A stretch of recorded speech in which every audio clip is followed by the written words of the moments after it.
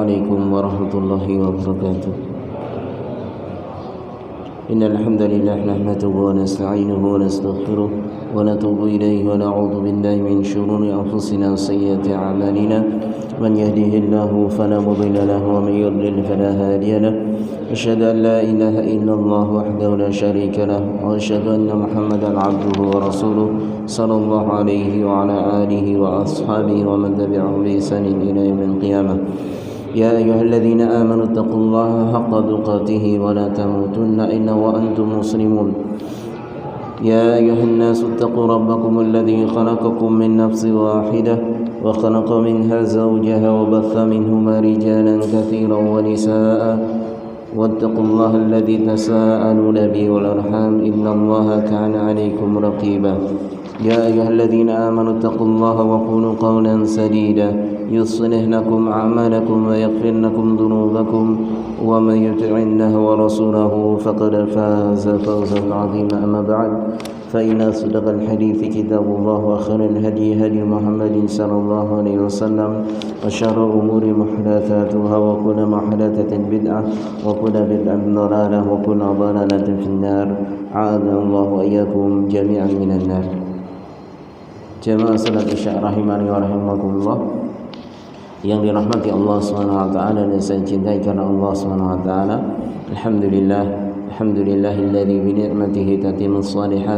Segala puji bagi Allah yang dengan nikmatnya maka sempurnalah segala kebaikan.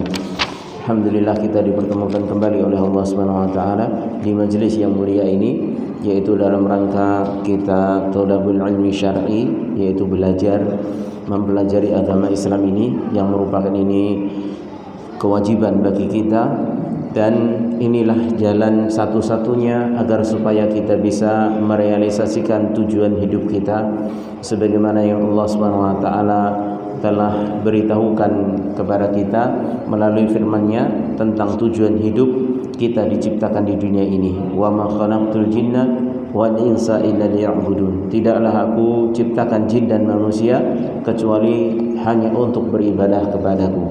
Dan tentunya kita akan tahu bentuk-bentuk ibadah kepada Allah Subhanahu wa taala, yaitu dengan menuntut ilmu syar'i atau belajar atau mempelajari agama Islam ini. Dengan itu kita insyaallah akan mengetahui jenis-jenis ibadah yang seharusnya kita tujukan ibadah tersebut hanya kepada Allah Subhanahu wa taala. Baik, kita lanjutkan kajian kita setiap Kamis malam ba'da Isya. Masih tafsir surah Al-Fatihah. Insyaallah kita selesaikan malam ini. Dan sebenarnya kita sudah selesai dari tafsir surah Al-Fatihah kemarin pada pertemuan yang lalu, yaitu kita telah mengetahui makna atau tafsir dari ayat terakhir, yaitu ayat ke-6 dan ke-7 atau ayat ke-7 ya, bagi yang berpendapat bismillahirrahmanirrahim ayat pertama. Bagi yang tidak dan yang sebagaimana yang ini yang rajih insyaallah, yaitu ayat ke-6 7. Ayat ke-6-nya siratal ladzina an'amta 'alaihim. Kemudian ayat ke-7-nya ghairil maghdubi 'alaihim waladdallin ya. Dan kemarin kita telah mengetahui bahwasanya jalan yang senantiasa kita minta kepada Allah Subhanahu wa taala ketika kita mengucapkan ihdinas siratal mustaqim ya, maka dalam ayat selanjutnya ayat ke-6 dan ke-7 kita perjelas permintaan kita kepada Allah Subhanahu wa taala, di mana kita meminta jalannya orang-orang yang telah diberi nikmat oleh Allah Subhanahu wa taala, dan itu maksud di dalam surah An-Nisa ya, ditafsirkan dalam surah An-Nisa ayat ke-69, yaitu wa may yuti'illaha war rasula fa ulaika ma'al ladzina an'ama Allahu 'alaihim minan nabiyyin was-siddiqin wasyuhada'i was-salihin wa hasuna ulaika rafiqa. Mereka itu yang jalan yang kita senantiasa minta, yaitu jalannya orang-orang yang telah diberi nikmat oleh Allah. Mereka adalah para nabi, yaitu para siddiqin, syuhada dan salihin, ya. Karena mereka sebaik-baik rafiqah, sebaik-baik teman, ya. Karena di situ disebutkan bagi siapa yang taat kepada Allah dan Rasulnya, maka kelak dia akan bersama orang-orang yang telah Allah beri nikmat kepada mereka, yaitu dari kalangan para nabi, siddiqin, orang-orang yang senantiasa membenarkan dan jujur, kemudian para syuhada, kemudian secara umum orang-orang yang saleh, ya. Karena mereka sebaik-baik teman. Kemudian belum cukup dengan itu, maka permintaan kita pun kecualikan dengan ayat yang terakhir, ghairil maghdubi alaihim waladdallin. Yang pertama kita minta jalan lurus, itu adalah jalan orang-orang yang telah diberi nikmat oleh Allah Subhanahu wa taala, tapi bukan jalannya orang-orang yang dimurkai, bukan pula jalannya orang-orang yang tersesat. Dan orang-orang yang dimurkai pada asalnya mereka adalah orang-orang Yahudi. Mereka adalah orang-orang Yahudi karena mereka orang yang berilmu, akan tetapi tidak mau mengamalkan ilmunya. Maka dari sini masuk pula setiap orang yang mengetahui kebenaran tapi tidak mengamalkannya, maka masuk di sini. Jadi bukan berarti ayat ini ketika turun maksud pertama kali adalah yang dimaksud orang-orang Yahudi, tapi manakala ada seseorang yang bersifat persis dengan sifatnya orang-orang Yahudi, maka dia pun termasuk di golongan orang-orang yang dimurkai oleh Allah Subhanahu wa taala. Karena kaidahnya al-ibrah bi umumil lafaz la bi khususi sabab, ya. Pelajaran yang diambil dari Al-Qur'an, ya, ataupun hadis sekalipun, maka itu dengan keumuman lafadznya, bukan dengan kekhususan sebab, ya.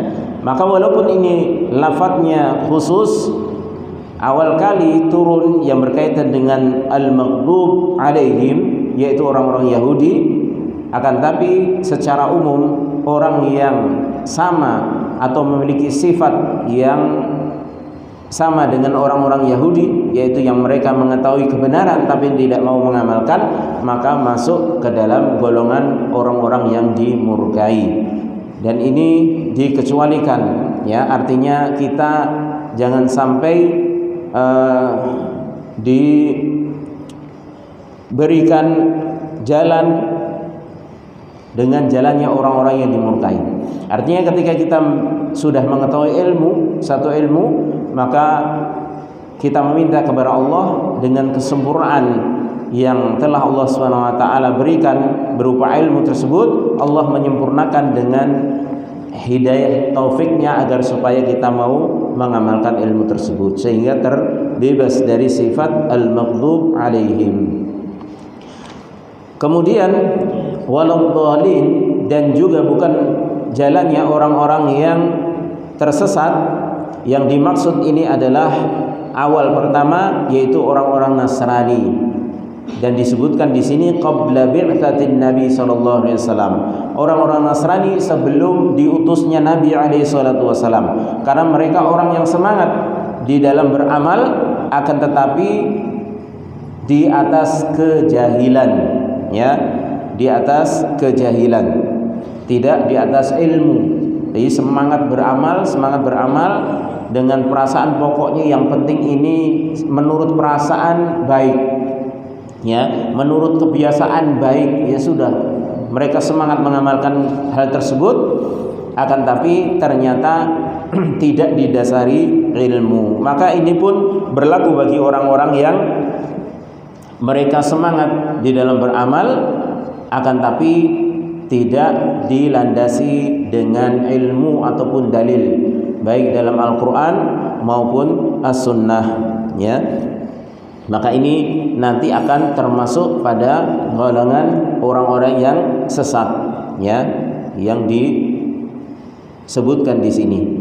Yang ru'usnya yaitu pokok dari kelompok ini adalah orang-orang Nasrani. Dan ini sebelum diutusnya Nabi alaihi salatu wasalam. Adapun setelah diutusnya Nabi alaihi salatu wasalam, ketika Nabi sudah berdakwah, terutama ketika Nabi sudah mendakwahi orang-orang ahlul kitab, kemudian mereka tidak mau beriman kepada Nabi alaihi salatu wasalam, padahal mereka sudah didakwahi dan diberitahu tentang kebenaran tersebut, maka mereka tidak lagi masuk ke dalam kategori dhalin, ya, tapi mereka sudah masuk lagi ke tahap yang lebih parah, yaitu seperti orang-orang Yahudi al-maghdub, ya, karena mereka sudah tahu kebenaran.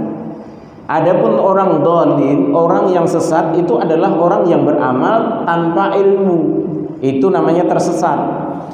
Tapi ketika dia sudah tahu ilmu, sudah tahu Rasulullah SAW, Nabi Muhammad itu adalah utusan Allah, Nabi terakhir, sudah didakwai, tapi kok nggak mau masuk Islam, tidak mengakui akan kenabian Nabi Muhammad SAW, maka ketika dia tidak mau beriman tersebut, statusnya sudah naik, ya, naik ke al-maghdub alaihim, yaitu masuk ke dalam golongan orang-orang seperti orang-orang Yahudi, yaitu yang dimurkai karena dia tahu kebenaran tapi tidak mau mengimaninya.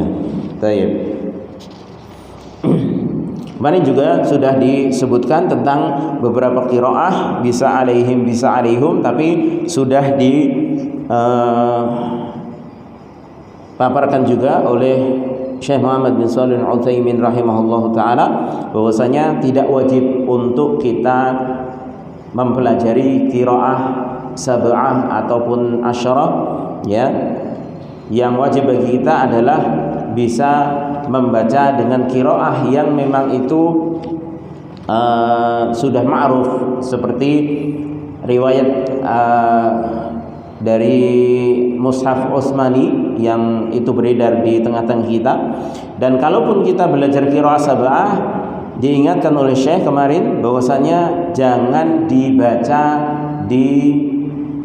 ketika mengimami oleh orang-orang awam, ya, karena ini sangat rentan terhadap fitnah dengan beberapa alasan kemarin yang telah disebutkan, ya.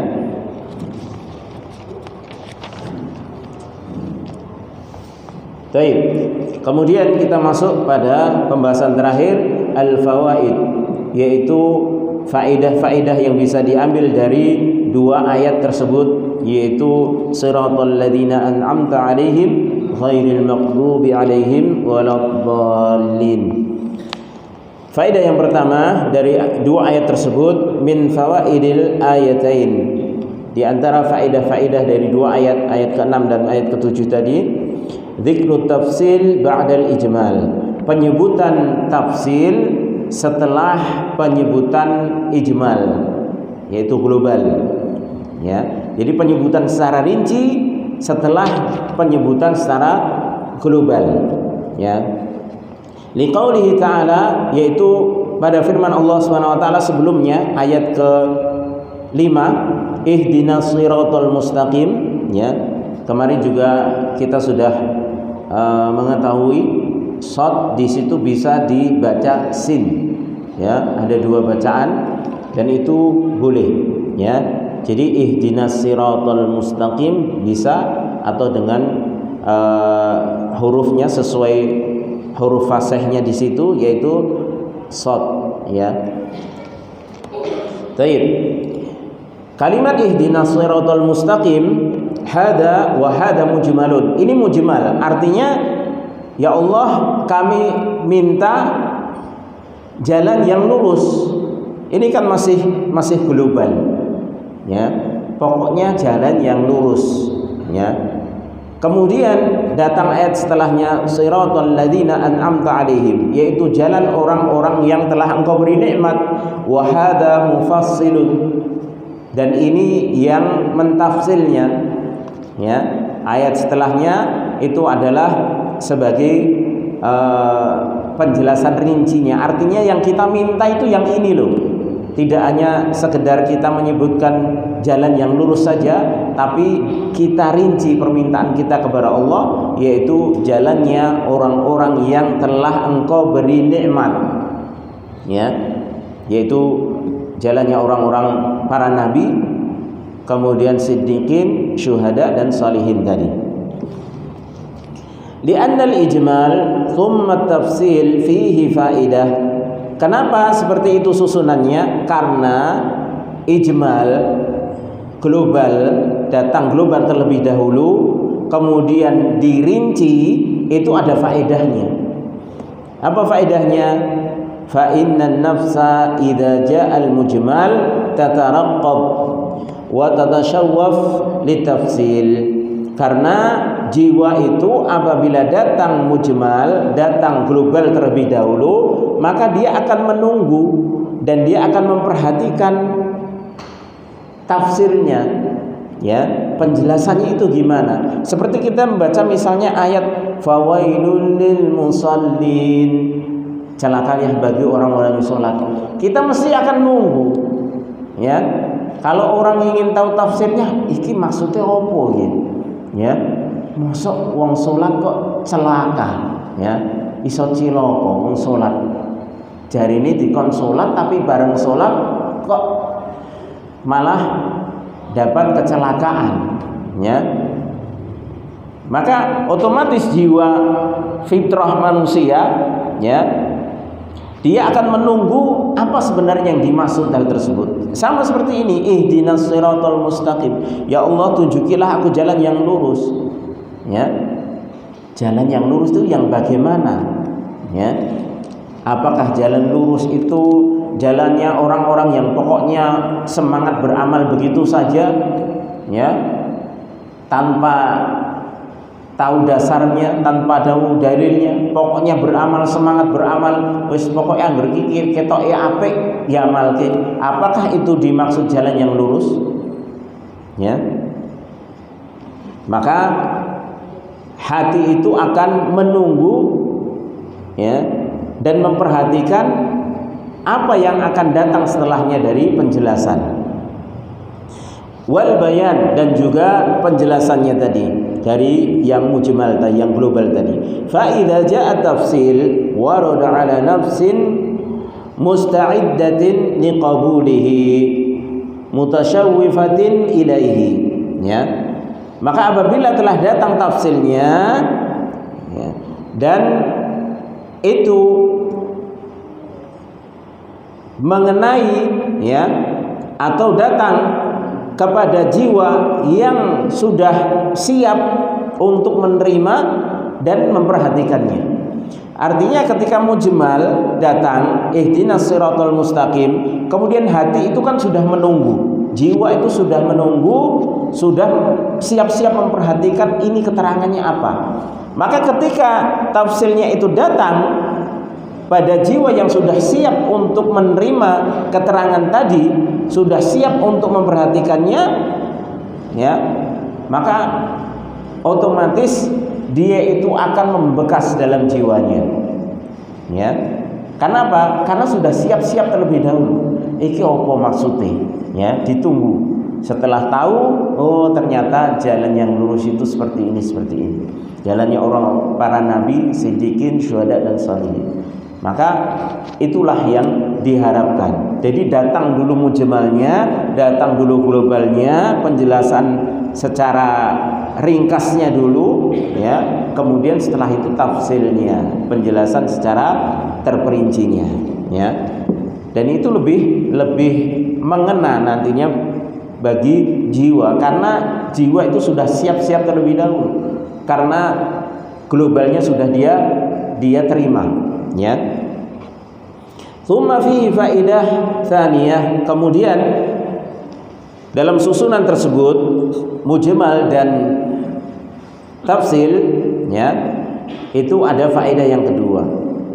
Huna, yaitu wahiyya bayanun annal ladzina an'amallahu 'alaihim 'alas siratil mustaqim, yaitu penjelasan bahwasanya orang-orang yang telah Allah Subhanahu wa taala berikan nikmat kepada mereka di atas jalan yang lurus.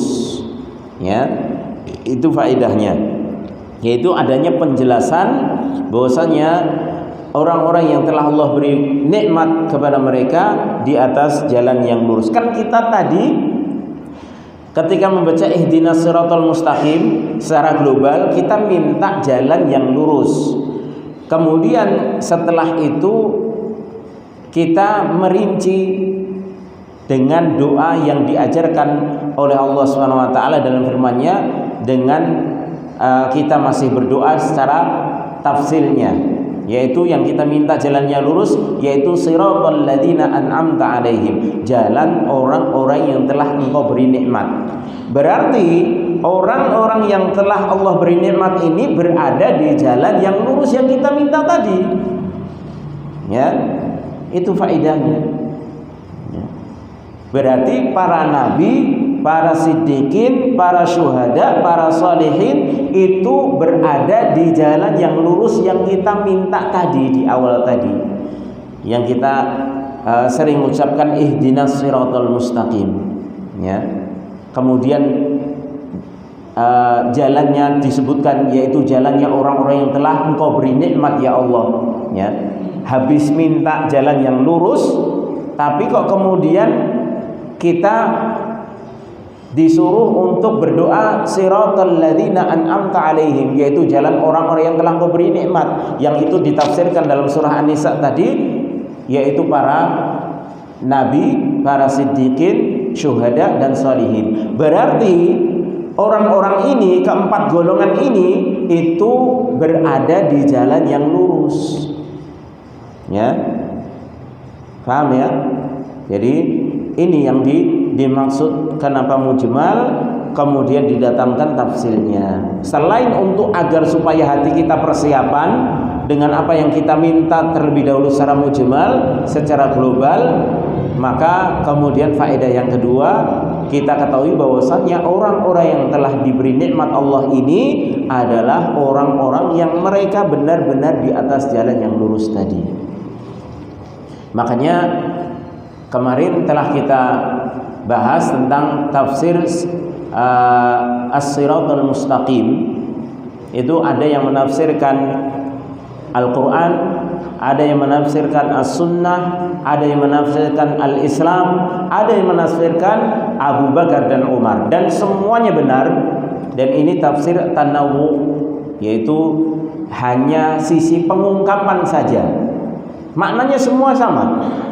Islam memang siratul mustaqim itu Islam, karena memang jalan yang namanya jalan yang lurus, jalan yang Allah ridhai, dan Allah tidak meridhai kecuali agama Islam. Inna dina indallahil Islam.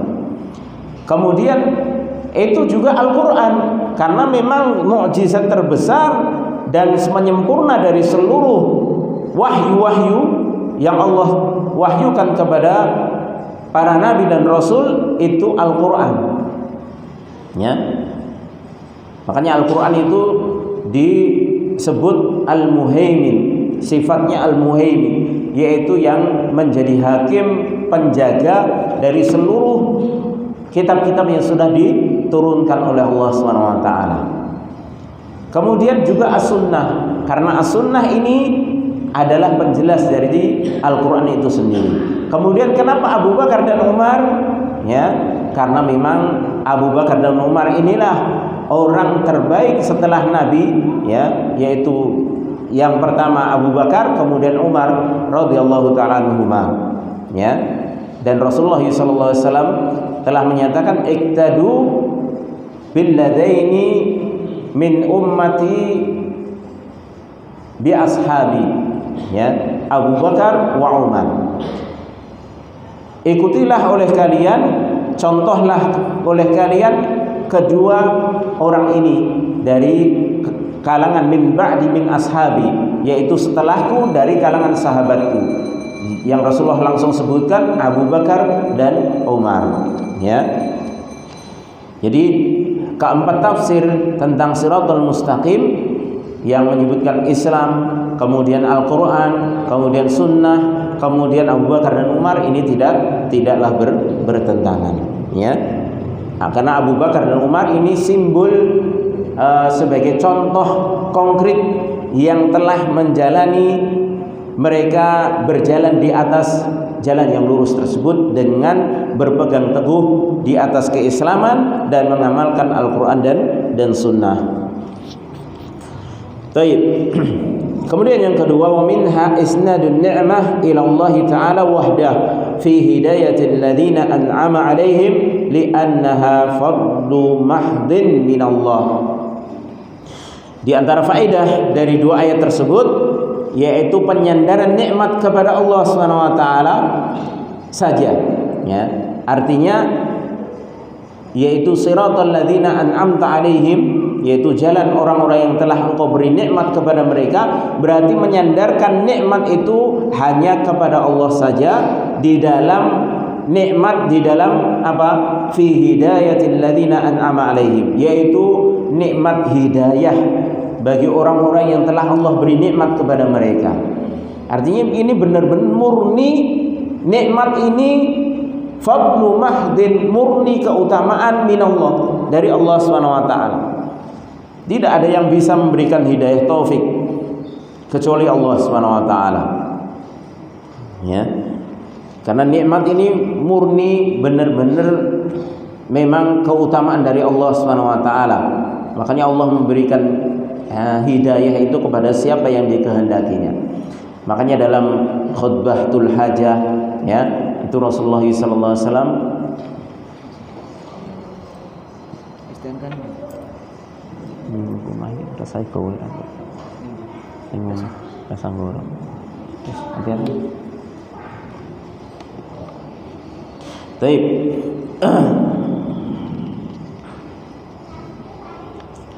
Jadi penyandaran hidayah hanya kepada Allah Subhanahu wa taala, yang mana Allah Subhanahu wa taala telah memberikan nikmat berupa hidayah bisa menempuh jalan yang lurus tersebut, ya.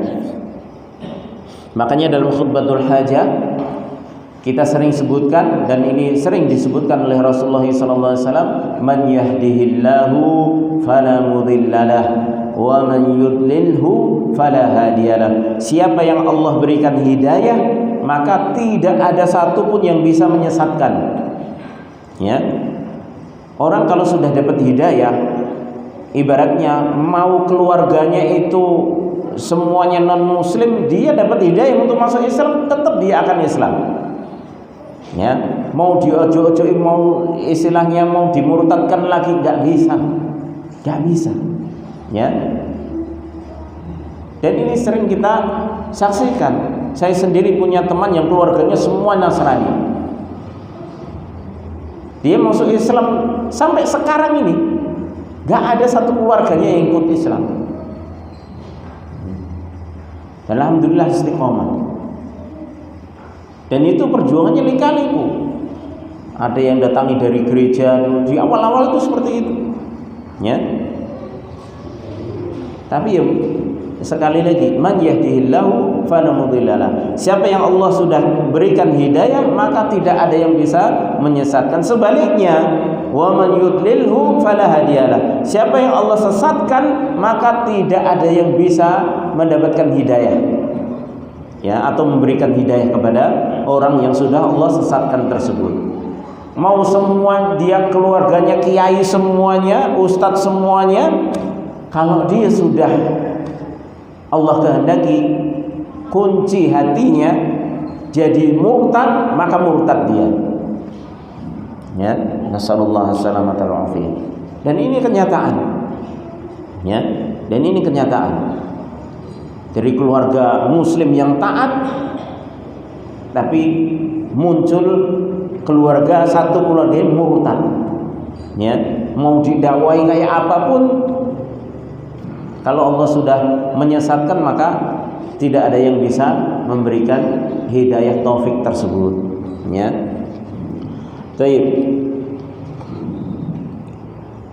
Maka ini murni nikmat dari Allah Subhanahu wa taala dan keutamaan dari Allah Subhanahu wa taala. Kemudian yang ketiga, wa minha inqisamun nasi ila thalathati aqsam. pembagian manusia kepada 3 jenis. Qismun an'amallahu alaihim. Jenis yang pertama yaitu manusia yang Allah berikan nikmat kepada mereka, ya seperti 4 golongan tadi, para nabi, siddiqin, syuhada dan sholihin tadi.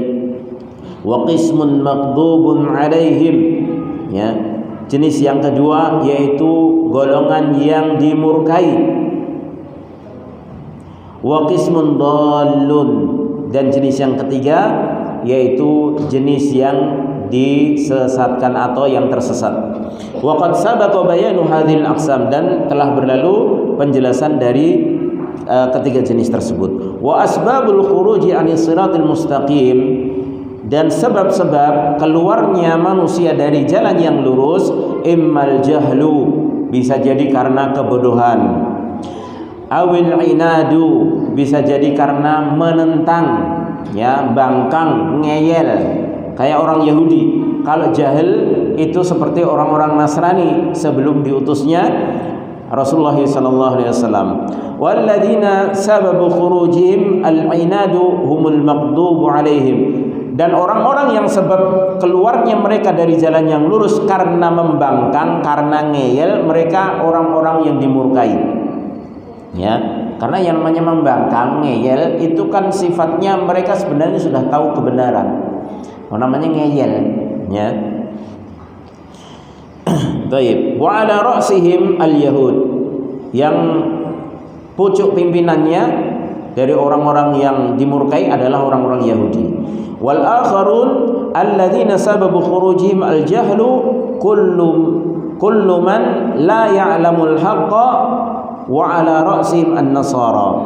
Dan yang ketiga, jenis yang ketiga, yang lainnya, yaitu yang menjadikan sebab mereka keluar dari jalan yang lurus dengan sebab kejahilan adalah setiap orang yang tidak mengetahui kebenaran. Orangnya jahil, tidak mengetahui kebenaran, tapi punya semangat, ya. Wa ala ra'sim an-nasara, dan pimpinan mereka adalah orang-orang Nasara. Makanya kalau kita lihat orang yang di atas kejahilan itu biasanya lebih mudah, lebih lunak hatinya untuk diajak kepada kebenaran daripada orang yang al-inad, yaitu orang-orang yang Yahudi tadi. Ya, orang-orang yang ngel itu biasanya lebih sulit, ya, lebih sulit. Tapi kalau orang-orang jahil seperti orang-orang Nasrani, ya, yang sifat awal mereka itu orang-orang jahil, mereka itu sebenarnya karena belum tahu kebenaran tapi semangat beramal. Makanya lebih banyak mereka itu untuk masuk Islam, ya, dibandingkan orang-orang Yahudi. Kalau orang-orang Yahudi itu saklek. Bahkan mereka sebenarnya menganggap selain mereka itu nggak pantas menjadi orang-orang Yahudi, ya. Jadi mereka itu inginnya semua itu manusia melayani mereka. Itu prinsipnya orang-orang Yahudi, ya. Makanya mereka nggak ingin orang lain yang masuk Yahudi, nggak sebagaimana orang Nasrani. Kalau orang Nasrani kan ingin orang lain masuk ke golongan mereka. Kalau sudah masuk ya sudah. Ya, makanya semua dari luar golongannya dianggap domba yang tersesat kan, ya. Tapi kalau orang Yahudi lain, ya, karena memang dasarnya sudah ngeyel, tahu kebenaran tapi ngeyel. Baik. Makanya orang-orang Nasrani itu lebih lembut dibandingkan orang-orang Yahudi, ya. Baik.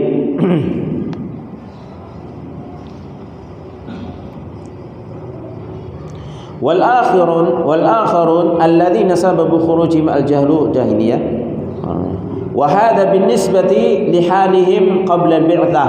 Dan ini orang-orang Nasrani ini dikatakan dhalun karena kejahilan mereka tersesat. Ini dilihat dari sisi kondisi mereka sebelum diutusnya Nabi alaihi salatu wasalam, ya, yaitu Nasrani, an-Nasara. Amma ba'dal bi'tsati faqad alimul haqqa. Adapun setelah diutusnya Nabi alaihi salatu wasalam, dakwah sudah menyebar, maka mereka sudah tahu yang namanya kebenaran, ya. wa khalafuhu, kemudian mereka menyelisih kebenaran tersebut, fasaruhum wal yahudu sawaan, maka mereka orang-orang Nasrani, mereka dengan Yahudi sawa, yaitu sama, ya. Kulluhum maqdubun alaihim, semuanya jadi posisinya maqdub, yaitu dimurkai. Kemudian yang keempat, wa min fawaidil ayatain, di antara faedah dari dua ayat tersebut, balaghatul Quran, yaitu sisi balaghah, sisi bahasa Al-Quran, haitsu ja'a ta'bir anil maghdub alaihim bismil maf'ul ad-dal ala anna al-ghadab alaihim hasilun min Allah Ta'ala wa min awliyaihi. Sisi bahasa yang bisa diambil dari faedah dari susunan bahasa dalam dua ayat tersebut, di mana datang ibarat, ya, datang bentuk dari bahasanya itu al-maghdub alaihim dengan isim maf'ul, ya. Bagi yang nggak tahu, sambil anu saja, pokoknya intinya kalau ngerti, ya. Ad-dal yang itu menunjukkan isim maf'ul tersebut, al-maghdub, al-maf'ul, ya, bahwasanya al-ghadab, kemurkaan yang mereka terima tersebut, hasilun minallahi ta'ala, itu dari kemurkaan Allah Subhanahu wa taala, wa min awliyaihi, dan juga dari wali-wali Allah Subhanahu wa taala. Artinya mereka itu dimurkai tidak hanya dari sisi Allah Subhanahu wa taala, tapi Allah akan membuat wali-walinya, yaitu orang-orang yang beriman dan bertakwa kepada Allah, juga murka kepada mereka.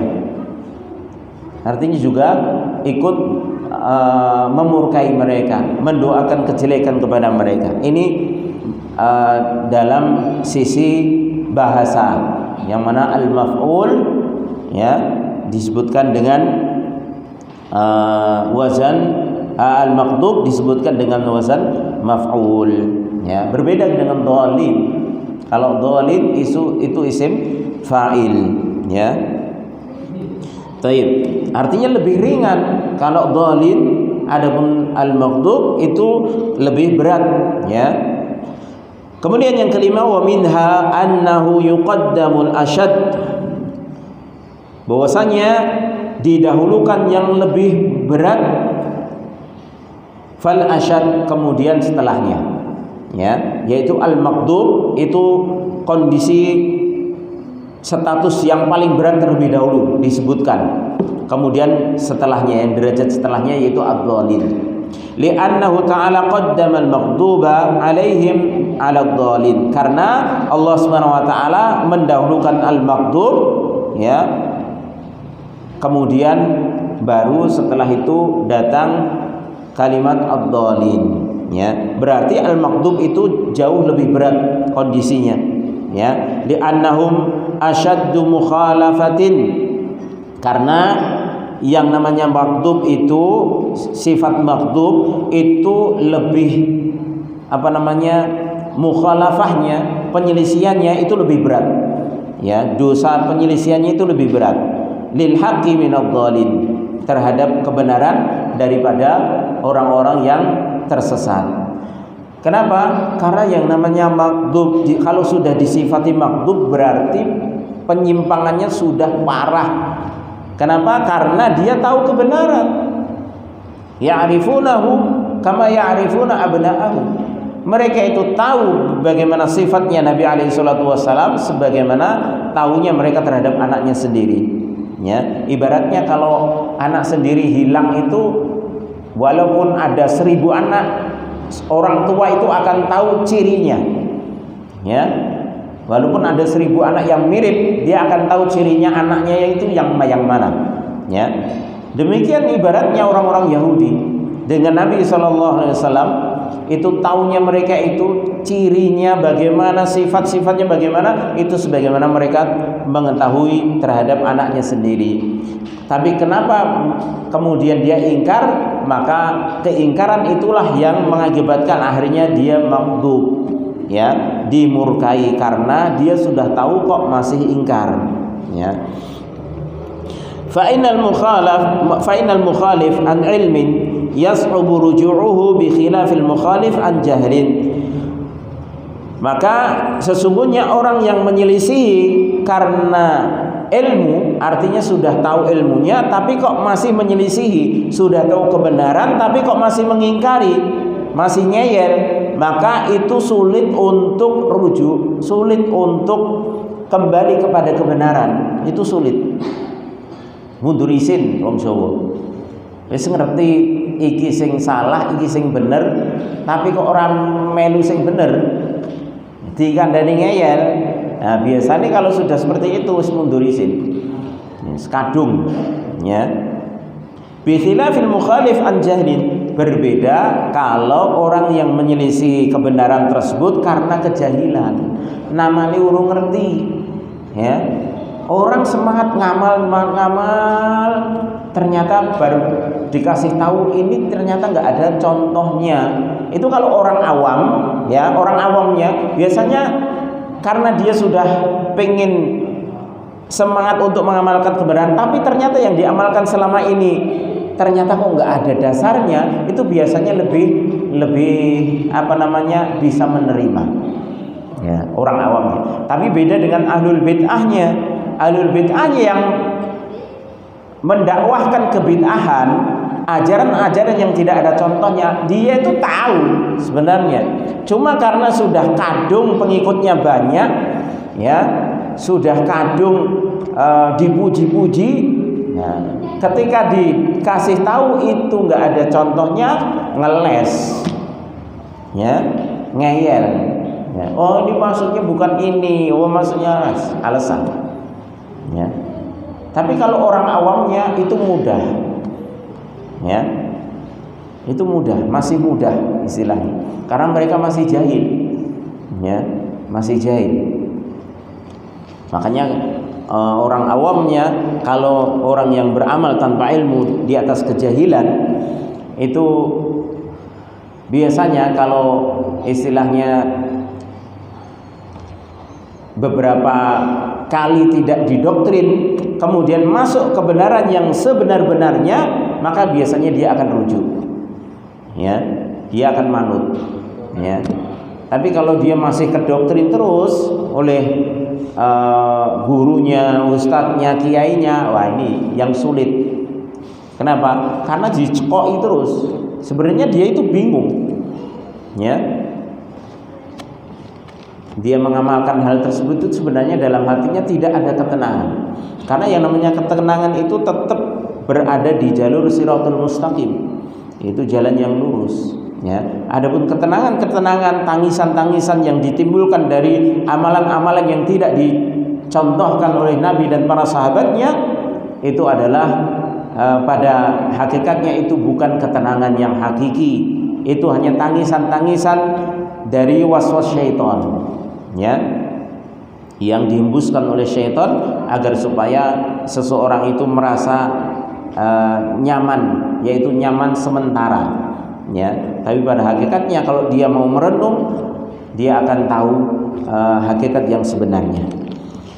Baik, wa ala kulli hal as-surah hadhihi 'azimah wa la yumkinu lali wa la li ghairi an yuhita bi ma'aniha al-'azimah.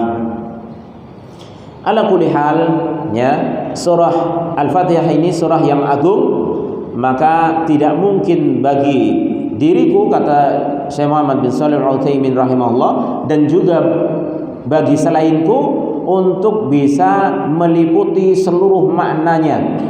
Artinya ini kalau dibedah ya, surah Al-Fatihah itu bagi seseorang tidak mungkin akan mencapai seluruhnya secara sempurna karena saking agungnya surah Al-Fatihah tersebut. Lakin hada qitratun minal bahr. Akan tapi ini hanya sekedar setetes dari lautan.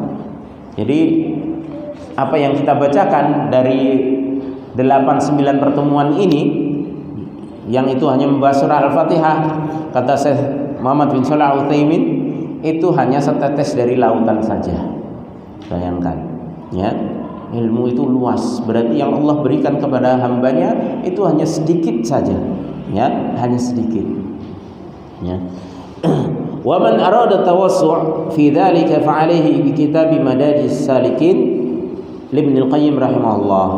Dan bagi siapa yang ingin memperluas pembahasan tentang tafsir surah Al-Fatihah, maka beliau Syekh Muhammad bin Shalih Al-Utsaimin rahimahullah taala menyarankan agar menelaah kitab Madarijus Salikin yang ditulis oleh Ibnu Qayyim rahimahullah taala.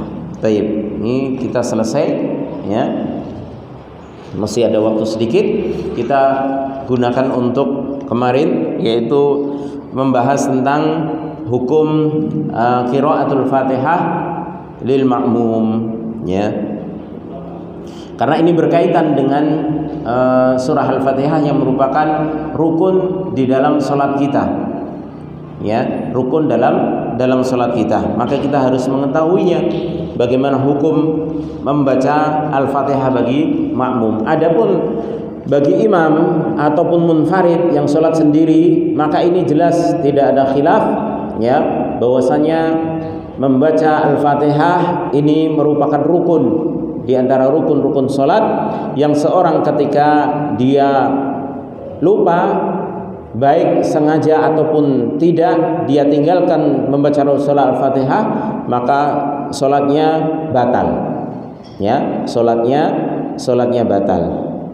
Makanya ketika dia lupa salat membaca surah Al-Fatihah, kemudian tahu-tahu dia sujud, rukuk sujud, ya, kemudian berdiri di rakaat kedua, kok dia ingat dengan yakin bahwasanya dia tadi di rakaat pertama belum baca surat Al-Fatihah, maka dia batalkan yang rakaat pertama tadi, dan rakaat kedua itu dia anggap rakaat pertama, ya, karena dia batal walaupun itu lupa, ya. Berbeda dengan yang lainnya, kalau wajib dia lupa, ya, maka dia cukup sujud sahwi, ya.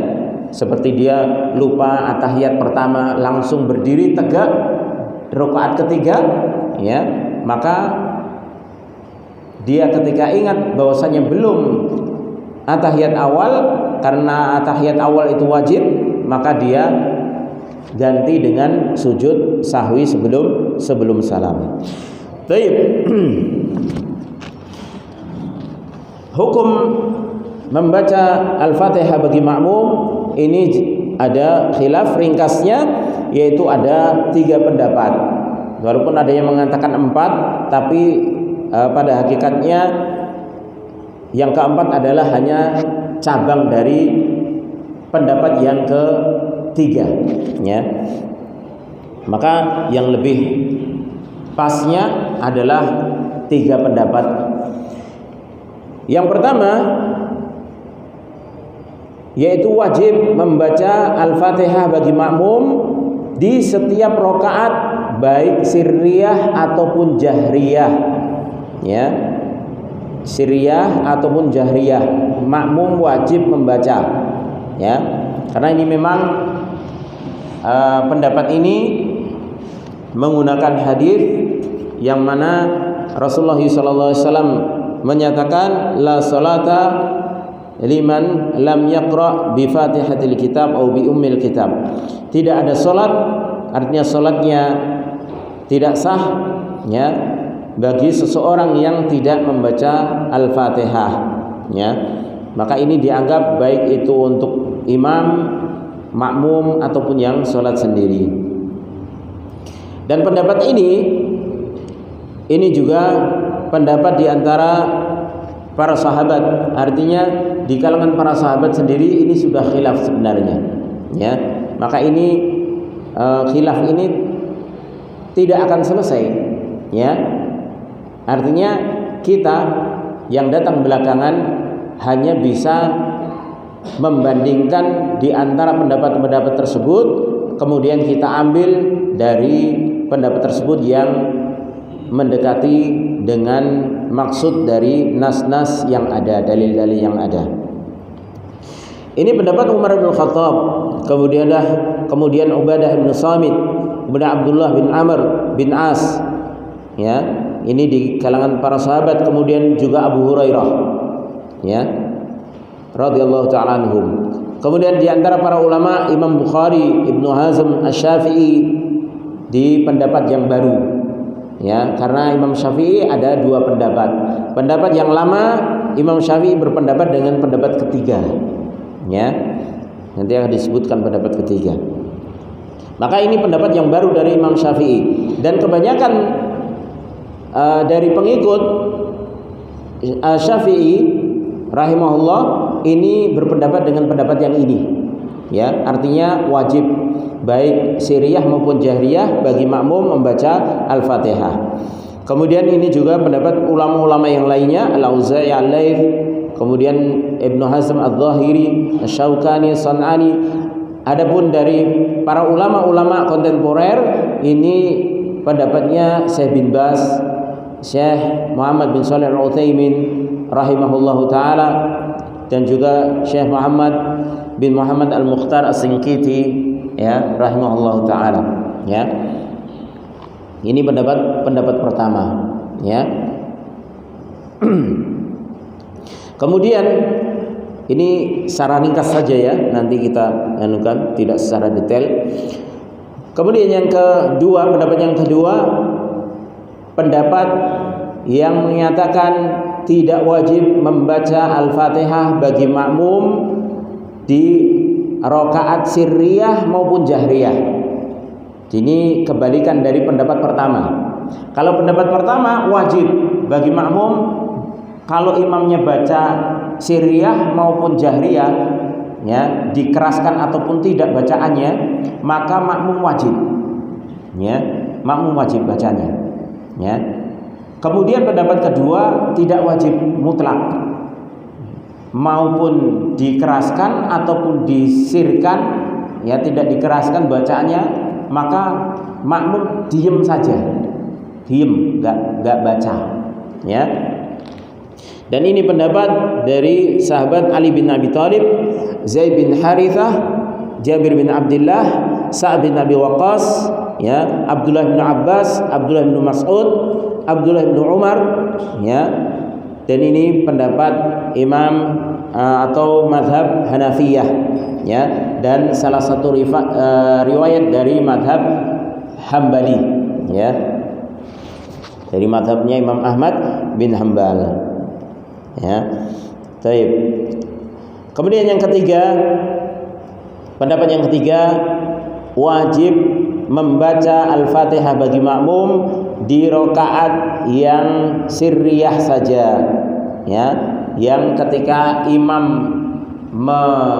atau tidak membaca secara keras, maka wajib membaca Al-Fatihah bagi makmum. Jadi sholat zuhur, sholat asar, kemudian rakaat ketiga dari sholat maghrib, kemudian rakaat ketiga keempat dari sholat isya, maka ketika itu makmum wajib membacanya. Atau ketika posisi tidak mendengar, ya, ketika posisi tidak mendengar, walaupun sholat jahriyah, tapi misalnya di satu masjid yang besar kemudian penuh dan dia dapat di paling belakang misalnya, dan dia tidak mendengar imam membaca, dia hanya bisa mengikuti gerakan shaf di depannya. Kalau shaf depannya ruku, dia ikut ruku, takbir Allahu Akbar, ya.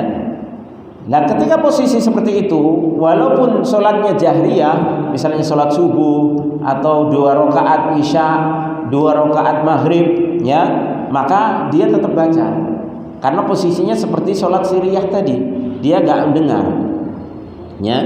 Karena Allah SWT menyatakan fa idza quri'al Qur'anu fastami'u lahu wa ansitu la'allakum turhamun, ya. Apabila dibacakan Al-Qur'an atas kalian, maka hendaknya kalian mendengarkan dan diam, ya, supaya kalian mendapatkan atau dirahmati, ya. Artinya Allah menyuruh diam dan mendengarkan itu ketika apa? Ketika kita mendengar bacaan. Kalau nggak mendengar bacaan berarti perintah untuk fastami'u wa ansitu ini nggak berlaku. Namanya fastami'u wa ansitu itu kalau kita dengar. Kalau nggak dengar berarti nggak ada perintah tersebut. Ya. Dan tidak wajib, pendapat 3 ini wajibnya hanya siriyah saja, dan tidak wajib ketika imam membaca dalam kondisi jahriyah, artinya ketika dia mendengar. Ya, jadi kalau mendengar imam baca maka kita diem, nggak usah baca. Tapi kalau pas di rakaat ketiga keempat dari sholat isya atau rakaat ketiga dari sholat maghrib maka kita baca. Rakaat pertama keduanya nggak usah baca. Ya. Tidak wajib baca. Dan ini pendapat jumhur ulama dari mazhab Malikiyah, kemudian pendapat yang masyhur dari Hambali, Imam Ahmad bin Hambal, artinya mazhabnya Hanabilah, ya. Kemudian ini pendapat yang lama dari Imam Asy-Syafi'i rahimahullah. Jadi Imam Syafi'i pernah berpendapat dengan pendapat ini. Artinya makmum itu wajib membaca Al-Fatihah ketika sholat siriyah dan tidak wajib ketika sholat jahriyah. Dan ini kan pendapat dari para ulama Sa'id bin Musayyib, kemudian Ibnu Syihab, Ibnu Mubarak, Ishaq, kemudian Az-Zuhri, Ats-Tsauri, kemudian ini juga pendapat Syekhul Islam Ibnu Taimiyah rahimahullah ta'ala, dan bahkan Syekhul Islam Ibnu Taimiyah rahimahullah mengatakan bahwasanya ini pendapat yang mutawatir dari sahabat. Artinya banyak sahabat yang berpendapat dengan ini. Kenapa kok bisa? Karena pendapat ini otomatis akan menjadikan pendapat kedua, sahabat yang berpendapat kedua tadi itu kepada pendapat ketiga. Pendapat kedua kan mengatakan mutlak tidak membaca baik sirriyah maupun jahriyah. Otomatis pendapat sahabat ini akan diambil oleh yang berpendapat dengan pendapat ketiga, yaitu tidak wajib membaca ketika di sholat jahriyah. Cuman mereka menjelaskan lagi bahwasanya pendapat kalau mutlak tidak membaca ini ya masih kurang tepat, ya. Tapi dibagi.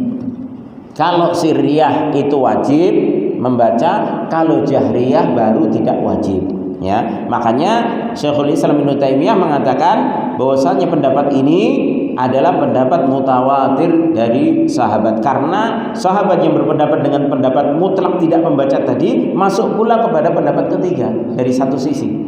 Paham ya ini ya sisi pendalilannya, ya. Ya. Dan ini juga pendapat kebanyakan tabi'in, ya.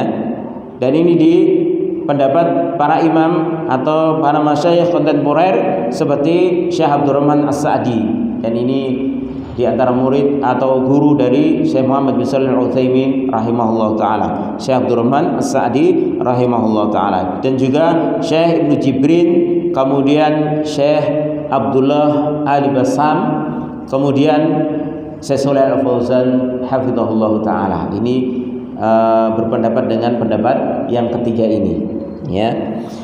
Dan yang rajih, kalau istilahnya saya pribadi setelah saya baca dari dalil-dalil yang ada banyak sekali dari pemaparan itu, maka insya Allah yang rajih adalah pendapat yang ketiga, ya.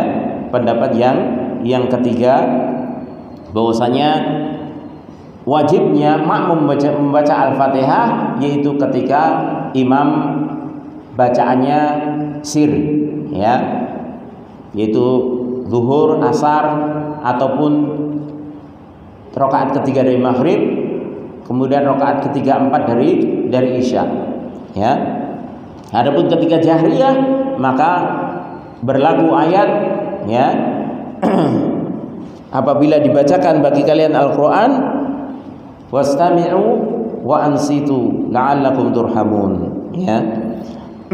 Adapun hadis-hadis dari pendapat pertama ini ada sebagian yang hadisnya diperselisihkan tentang keabsahan hadisnya, ya, dan juga cara mengkompromikan dengan ayat tadi, ya. Ini pendapat pertama itu menganggap bahwasanya hadis la sholata liman lam yaqra bi Fatihal Kitab ini mutlak, ya. Adapun pendapat yang ketiga ini juga berpendapat dengan ayat itu, dengan hadis tersebut, cuman hadis itu dibawa bahwasanya itu untuk makmum dan munfarid, tidak untuk makmum. Dan kalaupun itu untuk makmum yang dia berimam di belakang imam yang sholat sirriyah atau tidak mendengar bacaan imam, ya, karena masih ada ayat tadi, fa idza quri'al qur'anu fastami'u lahu wa ansitu la'allakum turhamun, ya. Adapun dalil dari pendapat kedua yang mutlak tidak membaca, ini berdalil yang paling kuatnya, artinya yang dijadikan pijakan pertama selain ayat tersebut, yaitu juga dengan hadis bahwasanya man kana lahu imam fa qiraatul imam lahul qiraah. Siapa yang memiliki imam sholat, ya, dia berimam, artinya dia jadi makmum di dalam sholat, maka qiraatul imam, bacaan imam, lahul qiraah, itu bacaan baginya. Ini Rasulullah tidak membedakan antara sirriyah maupun jariyah. Imam sirriyah maupun jariyah tetap baca, maka bacaan itu sudah menjadikan makmum itu juga ikut dalam tanggungan bacaannya, ya. Tapi ini juga hadis diperselisihkan tentang keabsahannya, ya. Dan yang paling kuat memang dari ketiga pendapat ini pendapat yang ketiga, ya. Taib. Dan ini pendapat jumhur dan juga kebanyakan para sahabat.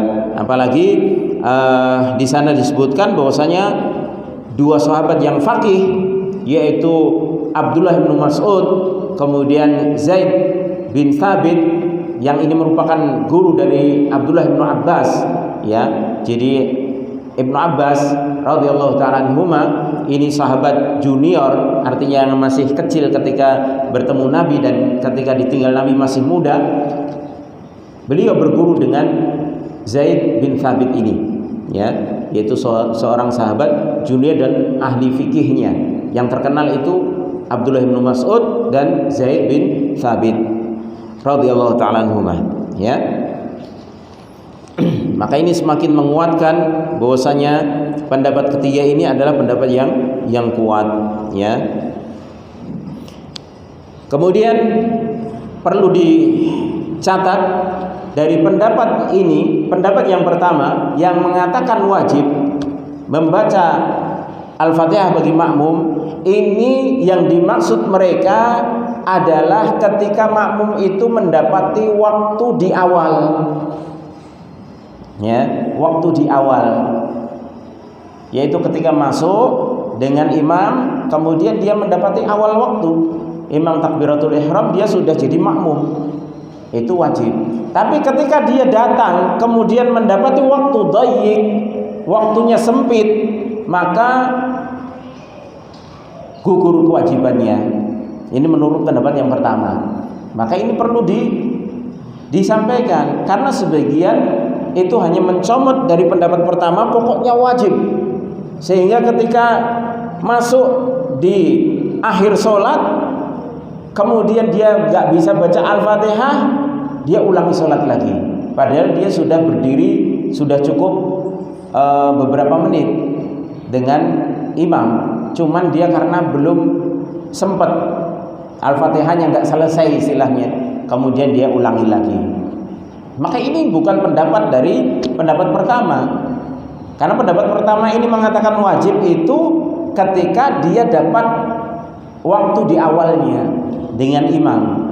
Tapi kalau mendapatkan waktu akhir, apalagi mendapatkan ketika imam itu ruku, maka mereka sepakat dia dapat ruku. Kewajibannya bagaimana?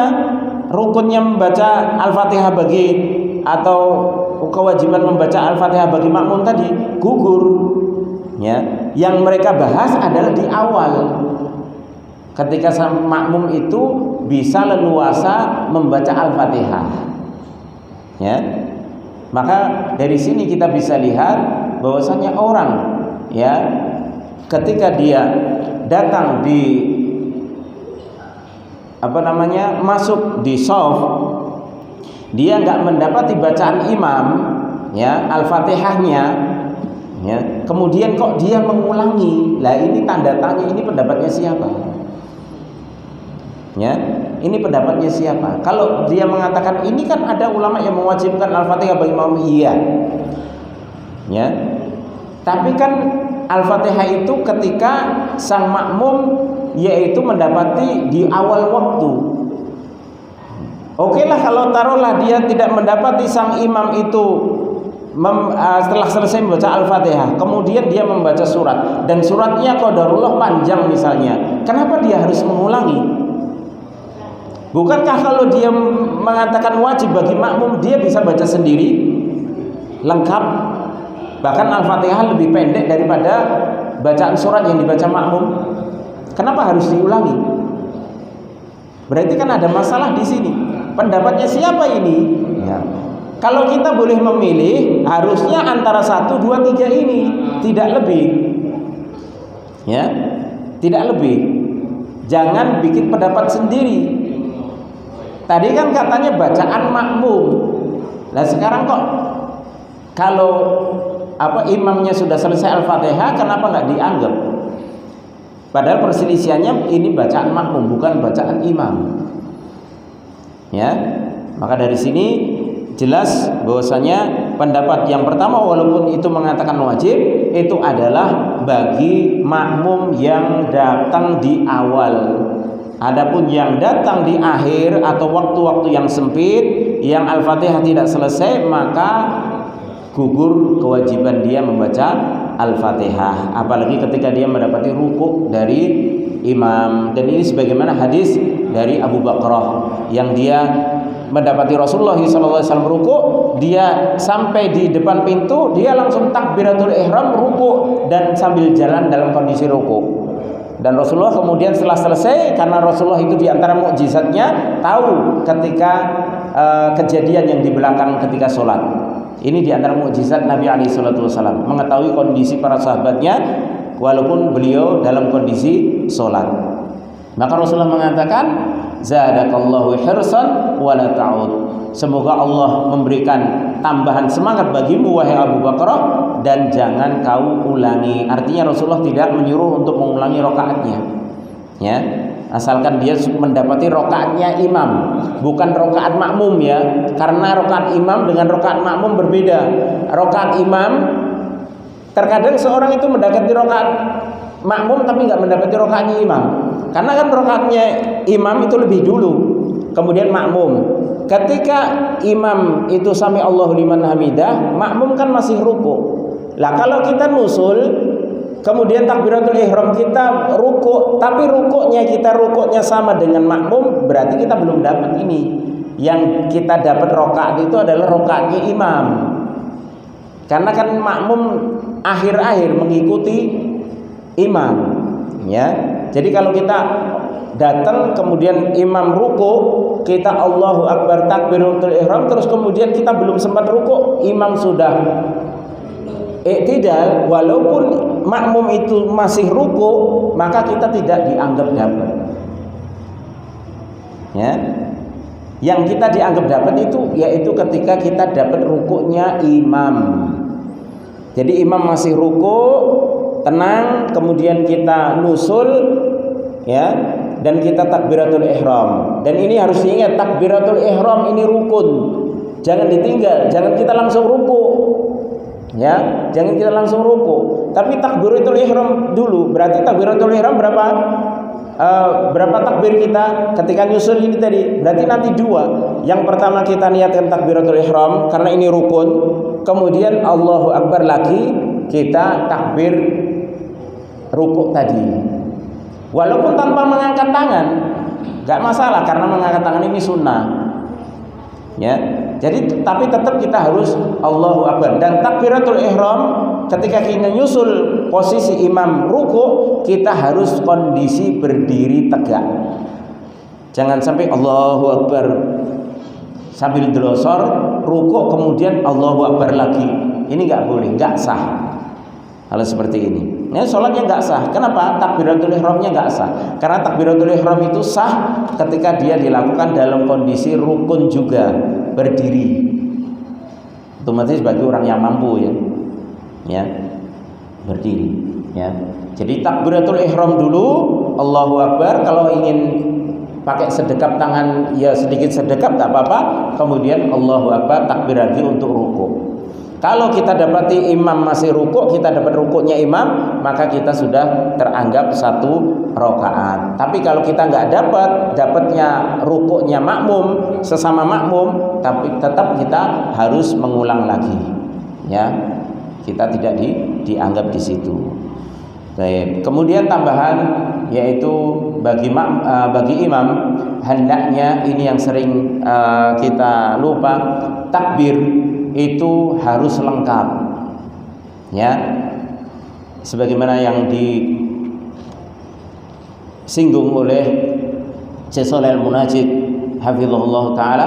Takbir imam itu harus lengkap, Allahu Akbar, ya, jangan Allah, ya, akbarnya hilang. Ini ada 2 kondisi hukum. Kalau dia sengaja, batal sholatnya, karena dia sengaja meninggalkan yang wajib. Tapi kalau dia Allahu Akbar suaranya tercekat pelan, ya, maka itu kesalahan, tidak sampai membatalkan sholat, dan itu harus diperbaiki. Ya, karena ini sering sekali saya dapati ya di beberapa masjid itu Allah, Sami Allah, Allah Akbarnya itu loh, ya, nggak sempurna. Ini kalau sengaja batal sholatnya. Tapi kalau tidak, maka ini satu kesalahan dan ini sebuah dosa, harus diperbaiki. Tidak membatalkan tapi, ya, demikian, ya. Baik, wallahu a'lam bishawab. Ini secara ringkas saja, ya. Kalau untuk detailnya nanti bisa dilihat sendiri marojiknya insyaallah di kitab-kitab fikih 4 mazhab itu insyaallah secara luas dari dalil-dalil yang ada. Allah alam bisawab. Mudah-mudahan yang sedikit ini bisa bermanfaat bagi saya pribadi dan jamaah sekalian. Kurang lebihnya saya mohon maaf. Insyaallah pada pertemuan yang akan datang kita masuk pada tafsir surah An-Naba insyaallah taala. Mudah-mudahan Allah Subhanahu wa taala memberikan kemudahan kepada kita untuk mempelajari tafsir dari juz amma ini. Wallahu a'lam bishawab. Subhanakallahumma wa bihamdika asyhadu an la ilaha illa anta astaghfiruka wa atubu ilaik. Assalamualaikum warahmatullahi wabarakatuh. Assalamualaikum warahmatullahi wabarakatuh.